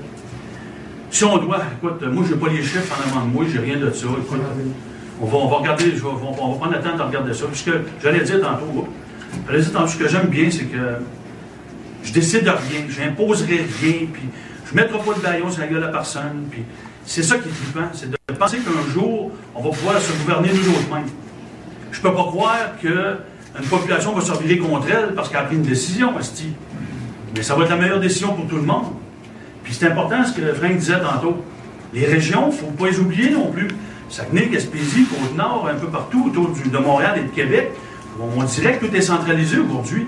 Puis les régions sont laissées à l'oubli. Moi, par chez nous, je vais vous dire, on a l'impression qu'ils veulent faire un centre de villégiature avec ça, c'est fly in, fly out, viens-t'en pêcher, puis paye ta pourvoirie, mais après ça, viens dépenser les Provigo que nous. Et ça ne peut pas continuer comme ça. Notre belle province dépend impérativement de nos belles régions. Si nos belles régions ne sont pas prises en main, ben notre belle province va crever. Ça part la force des choses, tu n'as pas le choix. Puis, je vous le dis, je parle au nom des régions, si permettez-moi, c'est épeurant pour les gens des régions ce qui se passe en ville. Ça nous fait peur. C'est effrayant. Qu'est-ce qui se passe en ville? Ben, on voit ça, les accommodements, les ci, puis les ça. On ne sait pas trop si c'est bon ou pas bon, mais c'est effrayant pour nous autres. On n'en veut pas de ça. Vous savez, on n'est pas encore pris que ça, là, les piqueries, les gangs de rue, ces affaires-là. Qu'est-ce qui a amené ça? Je ne le sais pas. On va gratter et on va le trouver. Mais on n'en veut pas de ça chez nous. Nos régions, il faut en prendre soin, puis comme c'est là, faites le tour pour le fun. Faites le tour. Nos villes, nos villages sont en train de fermer, esti. Je l'ai dit, puis là, je vais parler de ce que je connais, là, parce que je vais faire le tour des régions. Je l'ai fait assez souvent, il y a des chums partout. Mais dans le cas de la Côte-Nord, on avait un projet de 7,2 milliards dans notre cours, puis nos villes étaient après fermées. Il n'y a aucune style logique là-dedans. 7,2 milliards. Puis 38-39% des gens de la Côte-Nord travaillaient au projet de la Romaine. Quand les mines ont fermé, là, si on ne s'avait pas fait étouffer par la CCQ, là, puis la loi 33, ben, les gens des mines, on aurait pu les recycler, puis les emmener à Romaine. Ils n'auraient pas vendu une maison, puis les 2000 familles qui ont quitté à la fin des années scolaires, là, au printemps, là, ils ne seraient pas partis. Ça n'a pas de crise de bon sens. À un moment donné, il va falloir y penser aussi aux régions. Bien beau la métropole, puis Québec, c'est des belles villes. Mais nous autres, là, on est là aussi, puis on existe. Là. Puis je le dis encore une fois, les Premières Nations, les communautés autochtones, ça aussi, il faut y penser. Les Tessites, bien avant les Blancs, c'était la racine du Québec. Les Québécois de souche ont des racines en dessous d'eux autres, qui s'appellent les Premières Nations. Il ne faut pas les oublier. Moi, je dis, sans aller trop loin, que tantôt, on va avoir besoin des autres. Parce que si jamais l'envahisseur, rétro-envahissant, on va avoir pas le choix de se virer vers les Premières Nations. Je vous dis ça. Qui a dit ça? J'ai dit, je n'irai pas trop loin. Il faut vous laisser penser à ça. Antoine Robitaille, Le Devoir. Daniel Boyer de la FTQ nous disait hier en entrevue éditoriale, on n'appuie pas un parti politique, on appuie le candidat qui a le plus de chances de battre les libéraux dans un comté. Ça veut dire qu'il nous appuie, ça? Est-ce que, c'est ma question. Est-ce que je vais aller poser la question. Est-ce que vous demandez à la FTQ de je vais aller discuter avec les autres éventuellement, puis je reviendrai avec ça. Quand est-ce que vous avez les rencontrés? Ben là, je vais descendre, j'ai des réunions en bas à Romaine un peu partout, puis je vais essayer de provoquer une rencontre. Il reste encore 1 an et demi, 2 ans, les élections. Je te promets, je vais te revenir avec ça. Parce qu'il avait l'air assez ouvert à appuyer le Parti québécois là, sur la Côte-Nord. Est-ce que ce serait une bonne chose, selon vous? Je vais aller expliquer comment ça s'est déroulé dans les dernières années chez nous. Peut-être qu'il va changer d'idée. La FTQ ne comprend pas, là? Pas qu'elle ne comprend pas, elle ne sait pas. C'est tout. On va aller la renseigner. Parce que elle ne sait pas ce qui s'est déroulé chez nous, d'après moi, parce que le Parti québécois, chez nous, ça commence à faire dur. Ça commence à faire un estime bout de temps. Quand j'ai parlé des plantes vertes à la commission Charbonneau, c'était pas pour rien que je disais ça. Ça fait 4 ans, 5 ans que c'est moi qui ai fait le job là-bas. Fait que ça va faire, Puis quand tu te fais dire par ton député, il met pas, on a un esti de problème. Puis ça, il faut enrayer ça. C'est pas parce que tu n'es pas de bonne couleur que tu ne peux pas te faire entendre. Tu représentes une communauté, un comté, ben lève tout le bout de sa chaise, s'il faut. Puis fais-toi entendre. Quel député en particulier? Vérifiez dans vos... Non, pas son nom. Vérifiez dans vos livres. Marjolaine Souille. Martin Ouellet. Ils sont 2. Il y en a 2. Il y en reste une. Lorraine Richard. Ça ne devra pas être long. Elle trouvait que c'est pas une bonne... C'est en masse. Lorraine Richard trouvait que c'est pas une bonne représentante, actuellement? Ben là, moi, c'était ma députée. On s'entend? C'était. Martin Croteau, La Presse. Bonjour à tous. Monsieur Gauthier, vous avez évoqué la possibilité d'une guerre civile tantôt. Pouvez-vous élaborer là-dessus? J'ai évoqué la possibilité d'une guerre civile. J'ai précisé après que je n'étais pas paranoïaque. Hein? Non, mais gars, c'est parce que si la façon dont ça se déroule présentement, ça ne prend pas la tête à Papineau, ça ne prend pas une universitaire pour comprendre qu'on s'en va dans le mur. Ça se peut. ça se peut que ça en arrive jusque-là. Tu lis les médias sociaux, il y a des gens qui sont vraiment plus qu'à bout. Fait qu'à un moment donné, il va falloir les écouter, ces gens-là, avant qu'ils pètent le coche, comme on dit, dans le langage.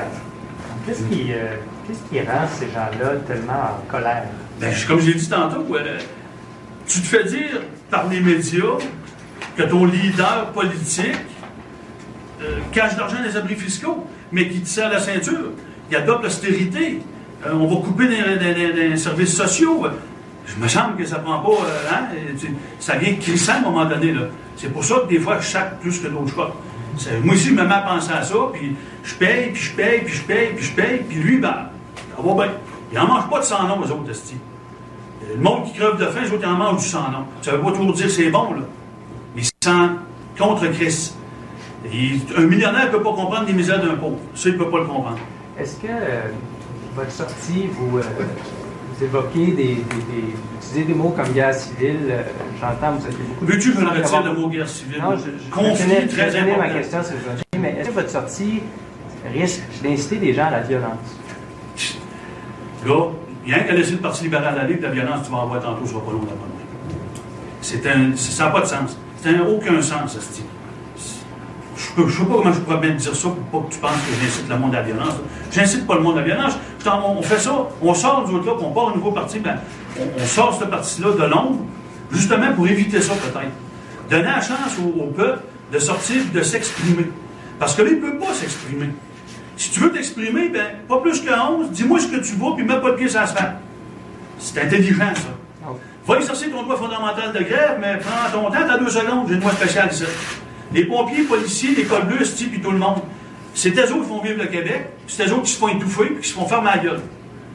Il va falloir que ça arrête à un moment donné. Puis on va donner l'opportunité au peuple avec ce parti-là. Moi, là, j'ai pas grand-chose à perdre. Tu peux pas perdre ce que t'as pas.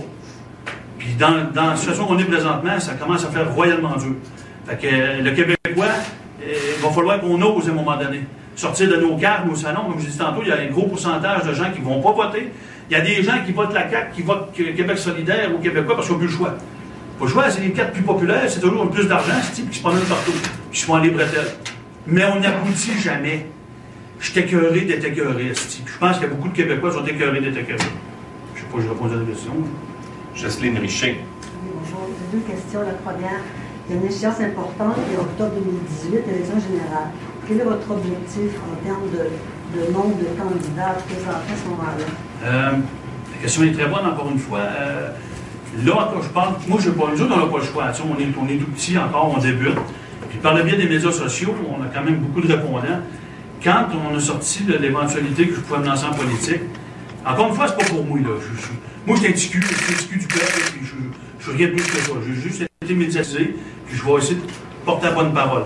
Sauf que un nombre incroyable de personnes se sont offertes pour aller candidat dans des comtés. Là, je transmets ça à Yvon, là, puis c'est hallucinant. C'est des gens qui ont déjà milité pour d'autres partis politiques, qui sont blasés de ce qui s'est passé ou qui sont déçus de ce qui s'est passé, qui se sont offerts. Là, on va falloir tout décortiquer ça. Et sûr qu'il y a un travail de longue haleine, on a quand même pas mal de temps pour le faire, mais il y a énormément de candidats qui se sont portés volontaires pour ça. Énormément. Alors, un objectif, un chiffre, il y a 125 comtés, 125 candidats en 2018. Ouais, c'est ce qu'on veut dire. Deuxième question, vous dites que vous voulez être un parti différent des autres. On reproche souvent au parti d'être des partis d'hommes qui font peu de place aux femmes. Vous avez 8 personnes ici, une seule femme. Est-ce que vous voulez bâtir un parti réservé aux hommes? Bien, il en reste 124 à venir. Probablement que ça va changer en cours de route. Probablement. Parce que ça, les femmes ou les hommes, je ne suis pas égal là-dedans. Puis, j'ai aucun problème avec ça. Moi, autant que la personne est capable de faire la job. Là. Puis ça, c'est une autre affaire. On vise beaucoup. On ne visera pas des candidats vedettes, puis des avocats, des ci, des ça. Mais la parité homme-femme, c'est pour les autres, c'est pas pour vous. On va viser des personnes de la base. À la santé, un exemple, tu mets une infirmière, tu ne mets pas un médecin, une infirmière. Là, si tu connais, j'ai dit une infirmière. On a déjà une de plus là. S'il y a plus de femmes, tant mieux. Mais vous savez, un point important de notre article 1, c'est le tirage au sort comme mode de nomination de l'Assemblée constituante. Le principe étant justement que la représentativité est mécanique dans le tirage au sort et qu'il n'y a pas de contrôle possible d'une élection par l'argent ou par des nominations. Et de notre côté, on veut les gens de partout, puis on invite les gens de partout à s'impliquer. Puis à la dernière élection générale, on avait des femmes aussi candidates, et j'ai pas le ratio précisément, là, mais ça, là, c'est important qu'il y ait des modèles féminins, en politique. Actuellement, il y a aussi, par manque de modèles, aussi on a un manque de participation féminin. Et ça, c'est pour ça qu'il y a les mesures de quotas ou de parité qui existent actuellement. Je regarde face à moi, je pense que j'ai 2 femmes aussi pour je sais pas combien d'hommes. Et c'est la réalité du Québec dans lequel on vit. On a du travail à faire. Les solutions ne sont pas toutes données. Donc, nous, on en apporte. Et une de celles-là, pour avoir des gens qui représentent toutes les couches de la société, c'est le mode de nomination du tirage au sort qui existe depuis très longtemps et qui est en application, notamment dans les jurys criminels. J'aimerais aussi, c'est un autre chose que je n'ai jamais fait encore, les gens des Premières Nations aussi, qui pourraient se présenter comme candidats, surtout par chez nous, parce qu'on a 9 communautés sur des tassinades. Ça aussi, je connais beaucoup de gens qui sont très cultivés puis très passionnés. Qui pourraient... Ben, il y en a beaucoup par chez nous, en tout cas. Ici, je ne sais pas comment ça marche. On va voir, mais je ne fais pas de discrimination à ce niveau-là, aucunement. Marco, c'est Nouvelle-Ère. Oui, bonjour M. Gauthier, bonjour à tous. M. Gauthier, dites-moi si j'ai tort. Vous semblez être un homme choqué. Est-ce que votre action politique carbure essentiellement l'indignation? Pas essentiellement, mais t'as pas tort. On va s'entendre, on va se mettre un 60-40 quand on s'entend. Le 40, c'est quoi? Le 40, c'est le passif. Le 60, c'est le talent d'estime. Excusez-moi pour ça, quand je suis passionné de même, je parle de mes tripes, je sais beaucoup. On va travailler là-dessus. Est-ce que c'est une force, ça? Je ne fais pas de promesses. Non, mais je sens que c'est... Ben, c'est personnel, je vais te dire là. Je sens que c'est beaucoup plus incisif. Les yeux se lèvent quand tu l'offres un bon petit sac. Tu sais, il est là, lui. C'est ça. Ça attire l'attention. Puis, mais écoute, j'ai 51 ans, je me montre, j'ai grandi des Moulins-Assis, puis je travaille beaucoup là-dessus. Au fil des ans, je me suis amélioré. On continue à s'améliorer. Mais ça devient intense. Je suis écœuré. Puis quand, tu sais, moi, je l'ai vécu dans mes fonctions, tu reçois des coups de fil, puis c'est des pères et mères de famille, tu sais, qui meurent, puis qui parlent de suicide, qui parlent d'aller tirer un, tirer l'autre, puis parce qu'ils n'y arrivent plus, puis en dedans, ça creuse, ça gratte un moment en dedans, ça vient te chercher. Puis je trouve ça, écoute, je suis là, je suis assis ici ce matin, c'est parce qu'il y a une demande, puis les gens, moi, l'inaction m'écœure au bout, l'injustice sociale m'écœure au bout, puis ça fait des années de ça. On a réussi, je l'ai mis en pratique chez nous, ça a fonctionné par chez nous, on a réussi à aller chercher un peu plus de justice sociale par chez nous, puis je vois pas pourquoi on ne pourra pas le faire pour le reste du Québec, parce qu'il y a des gens qui m'écrivent de tout azimut, puis ça fait pitié à entendre, ça fait pitié à lire. Puis c'est sûr que moi, je suis nouveau là-dedans, je n'étais pas vraiment habilité ou habitué à ça, les médias sociaux et tout. Puis, des fois, je me couche, des fois, soit il y a 1h, 2h du matin, puis j'essaie de répondre à tout le monde. Parce que je me dis que tout le monde doit avoir une réponse. Puis, tu sens dans leur écrit, des fois, qu'ils sont à la recherche d'un petit mot d'encouragement. Juste une oreille qui va t'écouter pour dire ben lâche pas, il ne mouillera pas tout le temps, il va faire soleil à un moment donné. Puis, comme je me rappelle à un moment donné, des syndiqués, des pompiers à Montréal, je pense qu'ils étaient vraiment à bout de ce qui se passait. Puis là, ils étaient à terre, puis ils étaient après perdre leurs affaires. Puis, peux-tu nous écrire un petit mot d'encourageant? Pourquoi moi? Tu me disais pourquoi moi? Tu sais, moi, je viens des petits culs, des petits villages. Puis je pense que c'est ça. Le Québécois est à la recherche d'une identité québécoise. Revenir à la base. Ce serait important de revenir à la base. Je m'ennuie de ça. Puis tout le monde, je pense, commence à s'ennuyer de ça. En tout cas, chez nous, c'est encore ça. Mais comme je l'ai dit tantôt, on a peur. C'était peur. Hein? Je te dirais que oui, je suis motivé pas mal par ça, les cœurs dans cette aiguë. Mais Philippe Couillard, Jean-François Lisée, François Legault, Françoise David ne représentent pas, selon vous, le Québécois? Non. Non. Pourquoi? Premièrement, regarde, je ne veux pas le faire le procès ici. Couillard, je n'ai pas besoin, tout le monde l'a fait. Les autres, regarde, je suis déçu. Moi, je suis déçu du Parti québécois à partir du moment... Quand Lucien Bouchard est arrivé là, puis moi, je n'étais un péquiste, puis on a laissé la chance, ils ont pris le pouvoir, ils n'ont pas fait de la merde, ils ont donné le pouvoir aux libéraux, puis c'est tout du pareil aux mains. Tu sais, je veux bien croire, il faut donner la chance aux coureurs, mais à un moment donné, là, tu cours pour rien, tu t'en vas nulle part avec ça, tu viens en rond. Et puis, peut-être que c'est dû au fait que le système politique est désuet, il est plus à point. Peut-être dû aussi à l'establishment, puis l'élite financière, comme on parle. C'est rendu que ça vire en rond. Puis tout le monde a peur d'avoir peur. Puis les politiciens, ils font attention. Là. S'ils ne sont pas de chum avec les médias, ben, ça ne marche pas leurs affaires. Ils pensent qu'ils vont se faire salir, puis ils vont perdre aux élections à cause de ça. Essayer de faire plaisir à tout le monde en même temps, ben, à un moment donné, tu t'en vas nulle part avec ça. Il faut qu'à un moment donné, tu prennes des engagements, tu t'enlignes avec ça. Tu consultes la population. Qu'est-ce que vous penseriez de tout ça? Tu parlais tantôt du système scandinave, là, de la Norvège, par exemple. C'est tellement beau. Tu sais, je l'ai dit dans d'autres médias, il y a une ministre là-bas qui se promène en transport en commun. Elle se promène en travers de toutes nous autres, de toute sa population. Elle n'a pas de limousine, elle n'a pas de garde du corps, c'est comment ça? Quand tu n'as rien à te reprocher, tu n'as pas un garde du corps autour de toi. Si le peuple décide pour le peuple, je n'aurai pas besoin de garde du corps, moi. On me promener, puis il y a un qui n'est pas content, il me le dira, mais moi, il me dit, va parler au peuple. Là. C'est pas moi qui ai décidé, là. C'est vous autres. Pauline Marois avait de quoi se reprocher. Je savais bien que ça allait sortir. Non, mais c'est ce que vous venez de dire. Ah, Pauline Marois. Pauline Marois. Pauvre Pauline. C'est pas tant Pauline que ses conseillers politiques, j'imagine. Parce qu'il y a des décisions qui ont été prises de cas. Ça n'a pas d'allure. Le Parti québécois a perdu son identité. J'ai rien contre Pierre Belado, mais c'est encore un multimillionnaire qui s'en venait à la tête d'un parti. Ça lançait quoi au milieu ouvrier, ça? Ça lançait quoi aux pauvres, ça? Ça lançait quoi au monde qui n'arrache dans la vie? C'était pas ça. Le Parti québécois, quand René Lévesque a créé ça, c'était un parti de travailleurs. Hein? C'est vrai, ça, c'était un parti de travailleurs. Il a dit haut et fort. Et là, tu vois ce qui s'est déroulé quand à l'adoption de la loi 33. Quand on était chez nous, les travailleurs syndiqués, là, puis qu'on voyait nos députés applaudir la loi 33, là, unanimement, en sachant très bien qu'ils n'avaient pas fait le travail sur le terrain. Si nos députés avaient fait le travail, ils avaient été décomptés, puis dans des régions, voici c'est vrai que ça se déroulait comme ça, ben ça n'aurait pas été adopté unanimement, ça aurait vraiment passé parce qu'il était majoritaire.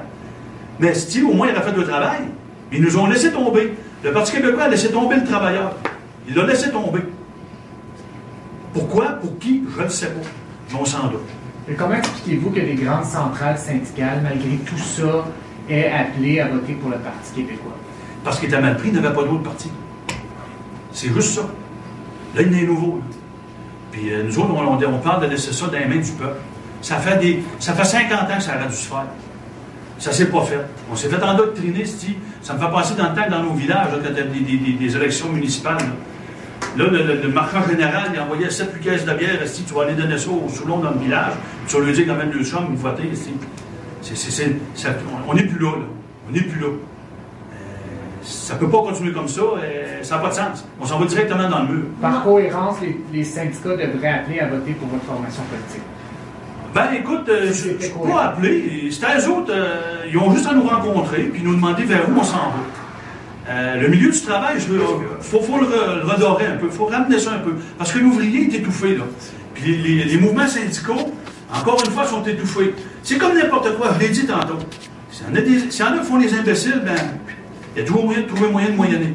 Puis je comprends pas, je vais m'évader un petit peu. On a plein d'idées dans la tête. Je pense à toutes sortes d'affaires. C'est comme les mines, là. Pourquoi la mine n'ouvre pas ses livres aux syndicats? Gars, je fais de l'argent, tu vas en faire. J'en perds, ça te dérange-tu d'en perdre? Non. De même, il y aurait bien moins de monde sur le chômage, sur le bien-être social. Les mines ne fermeraient pas. Le fer baisse, on comprend qu'il baisse, on va baisser. Mais là, c'est pas ça. Fer baisse, puis quand il remonte, ben là, gars, il y a eu le temps de négocier une nouvelle convention avec la peur, avec un climat de peur et des menaces. Et on ferme boutique. Ferme boutique, là, quand tu dis que tu vas fermer boutique, là, on va tout te donner, moi. C'est pas le même, il faut que ça marche. Il faut dialoguer ensemble, les syndicats, avec les entreprises. Ça se fait, ça, du partenariat entre eux autres. Je l'ai pratiqué dans la construction chez nous aussi. Cette émission enquête n'avait pas débarqué, j'ai réussi à le trouver au reste du Québec et ça se faisait. Puis tout le monde se revoit aujourd'hui, puis il n'y aurait plus de travail au noir dans l'industrie de la construction. On n'est pas écouté, Steve. Pas d'autres questions? Merci beaucoup, messieurs, madame. Merci beaucoup. Pour les médias, le numéro, si vous voulez. Eh bien, c'était la conférence de presse hier de Bernard Gauthier avec le parti des 100 partis, mais qui le nouveau nom s'en vient. S'en vient dans quelques jours. Et, je pense que va falloir s'habituer à Bernard Gauthier. On l'a connu, évidemment, Commission Charbonneau, les travailleurs sur la Côte-Nord. Mais maintenant, c'est à la grandeur du Québec, mesdames et messieurs. Et j'ai tout écouté, la conférence de presse. Je l'ai tout écouté. À 2-3 reprises, il y a eu des petits problèmes techniques, mais en tout cas, on a eu quand même... on a eu l'intégralité. Et merci encore une fois, Jean-Marc Drolet, de nous avoir permis de l'entendre, et tous les auditeurs de radioinfocité.com. Gros merci aussi à Éric Lacourse qui m'a fait parvenir le lien. Et je pense que on va avoir droit à, je dirais, à une autre façon de faire de la politique. Façon, je dirais, populaire. Et qu'on me lâche avec le côté populiste. Non. Écoutez, j'ai parlé à Richard Lehir et Jean-Claude Pomerleau avant leur émission à eux tantôt à 19h15 environ en dehors des ondes. Et j'ai discuté quand on avait Jean Garon qui était ministre du PQ, qui parlait comme le peuple. C'était le plus aimé. Jean Garon, un des ministres les plus aimés du Parti québécois. Un gars vrai. Ben Bernard Rambaud-Gauthier, c'est un gars vrai. Et je pense qu'il dit les vraies affaires. Quand il parle des immigrants qui arrivent, puis quand il y a des petits Québécois qui dorment en dessous des ponts et des bypass, ben il a raison. Puis à un moment donné, faut arrêter puis s'occuper de notre monde. Et puis quand je vois les montants, puis là, j'ai hâte d'arriver avec des nouveaux chiffres. J'ai entendu quelques chiffres, là, que des nouveaux arrivants, des migrants qu'on appelle, mais en fait, c'est des immigrants, mais il n'y a pas des migrants, ceux qui vont migrer ailleurs. On le sait. Comment est-ce que ça se dit? Mais avant, on n'employait pas ça, le mot migrant. J'ai jamais entendu parler de ça, des migrants. C'est des immigrants, ou des réfugiés. Mais tu sais, c'est encore des nouveaux mots pour essayer de nous les faire accepter, là, mieux, être doux, plus doux, tu sais. Hey! On les connaît, les trucs, là. On les connaît, des trucs pour nous rendre ça doux, nous rendre ça bien, du bon petit monde, des bons petits enfants. Bon, on va arrêter de jouer aux bisounours, là. Puis on va se dire les vraies affaires. Les vraies affaires, c'est qu'il y a un paquet de monde. Il y a un paquet de monde qui couche en dessous des ponts à Montréal. Puis en dessous des bypass. En dessous des viaducs. Puis d'un fond de parc. Allez-y d'un fond de parc. Je vous dis, je travaille dans le domaine de la dépendance, moi. Quand j'arrive à mon lieu de travail, puis je vois des nouveaux résidents qui arrivent avec parfois rien sur le dos, en plein hiver, linge de sac, un sac à vidange avec tout ce qu'ils ont dans la vie, un sac à vidange avec un chandail, une paire de souliers de course, pas de manteau d'hiver au mois de janvier. Ils sont obligés d'aller prendre leur méthadone à la pharmacie à toi matin. Ils sont obligés de demander le code d'hiver au chum à côté pour dire hey, peux-tu passe-moi ton manteau d'hiver parce qu'il faut que j'aille prendre ma méthadone à matin. Pas de bottes d'hiver. Il arrive de dehors à moins 10, moins 15. Passe la nuit dehors, il a marché toute la nuit, pas gelé. Nous autres, pendant ce temps-là, on a des milliers de dollars aux nouveaux immigrants qui arrivent ici, de Moyen-Orient, etc. N'importe où, là. Écoutez bien, là. À un moment donné. Mais tout ça, puis Bernard Gauthier le dit, hein. C'est des votes pour les libéraux. À un moment donné, il faut dire les vraies affaires. Puis, le sondage léger le dit, il y a à peu près 2-3 mois. 80% des immigrants votent libéral, 5% au PQ, 5% en CAQ, 4-5% en Québec solidaire. Fait qu'il faut pas s'attendre à ce que Bernard Gauthier et puis le nouveau parti aient plus que 3-4-5% des immigrants, ils n'auront pas. Mais c'est pas grave, ça. À un moment donné, puis Parizeau le dit à un moment donné, on recommence, on se crache des mains, puis on recommence. Puis on travaille. Puis on travaille pourquoi? Pour l'avancement du Québec. Puis moi, je pense que Bernard Gauthier, avec toute sa gang, c'est une maudite belle, je dirais, sont mauditement bienvenus dans le paysage politique québécois. Ouais, on a assez vu Québec solidaire, la CAQ. Le PQ, au début, c'était correct, c'était bon, mais ça a été bon longtemps. Là. Ils ont fait des belles mesures. Protection du territoire agricole, protection de la langue française, l'assurance automobile. Il y a des gens qui prenaient la route avant, puis il n'y avait pas d'assurance, puis il frappait le monde, puis il frappait des accidents, puis il était pas assuré. Pantoute. Tu sais, il y a des lois, là, qu'il faut donner au PQ ce qu'ils ont fait dans le premier mandat en 76. C'était mauditement le meilleur gouvernement du 20e siècle. De 1901 à 1999, ça a été le meilleur gouvernement. Il y a eu Duplessis qui a créé l'impôt québécois, ça c'était parfait. L'argent était à Ottawa, puis il fallait toujours quémander pour à mettre l'argent dans la santé, dans l'éducation, puis tout ça. Puis à un moment donné, a créé l'impôt. Mais il en reste un bout à aller chercher. C'est tout ce que je peux dire. Là-dessus, ça termine l'émission de ce soir. Merci beaucoup. Encore une fois, merci Éric Lacourse qui m'a envoyé le lien intégral. Et puis, en tout cas, je l'ai pris dans sa page Facebook. Merci beaucoup, Éric. Et puis, nous autres, on se donne rendez-vous demain soir à 21h30. N'oubliez pas, 19h30, les gars de sport sont là. Les gars de la Fondation Équipe Québec en sport pour avoir un club du Québec dans toutes les disciplines internationales au niveau sportif. Daniel Saint-Hilaire va être là. Stéphane Allinger et Pierre Trudel. Notre Pierre Trudel national.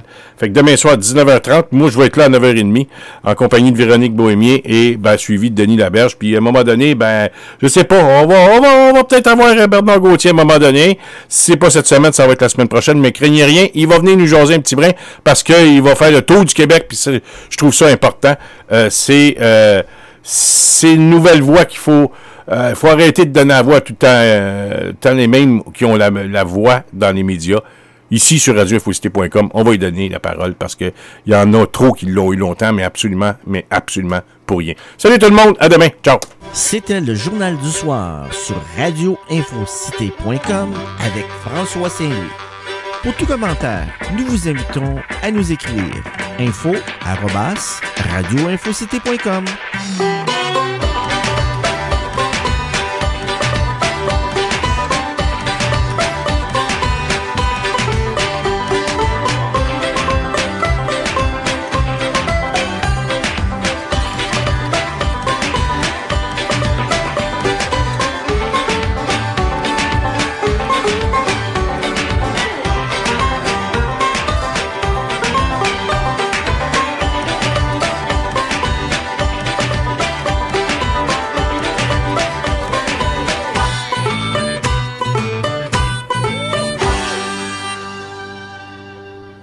OK, tout le monde, on va y aller. On arrive dans le temps des fêtes, puis il y a un vieux de la vieille qui s'appelle Ovila-Légaré.